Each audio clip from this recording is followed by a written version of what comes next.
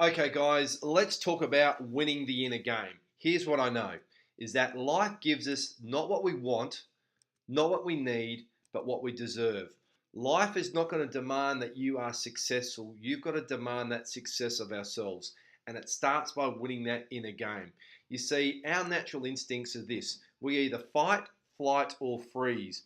Now, because of our survival instincts that have been bred into us from millennia, our survival instinct is this: is that we focus on the worst case scenario. That's our survival mode. What's the worst thing that can happen to us right now?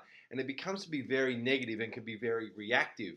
If we want to flip this and we want to be more proactive in this space, then we need to have, instead of a survival instinct, I want you to have a thrival instinct. And this is where we focus on the positive and the best case scenario. This inner game, this inner chatter is the exact game we need to win, because this chatter is going on in our minds constantly. If we have the same old thinking, it's going to just deliver those same old results. We need an upgrade. And to have that upgrade, we use what's called the law of expectancy. Now, over 2,000 years ago, there was a Bible quote that said, "For as he thinketh in his heart, so he is."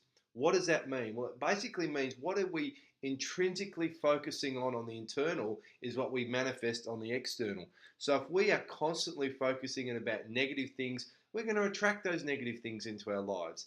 But on the flip side, if we start to focus on those positive things, we start to attract the positive things in our lives. This is what we call is having a positive expectancy, expecting positive outcomes in our life. No matter what we're doing, we are proactively choosing to focus on positive things in our mind. That chatter that we're doing, the conversation that we have with ourselves is the conversation of champions. Staying positive, focusing on positive outcomes, expecting to win is really important. A quote from Aristotle says that we are repeatedly what we do. Excellence, or winning the inner game, is not an act but a habit. And life isn't just a series of events, but an ongoing process of self-definition. That ongoing talk, that proactive focus that we have is the inner game that we must win first to win the outer game. Because ultimately, it's less about trying to beat our competition and more about mastering ourselves. There is no competition. We are the competition, and we win this game by winning the inner game first.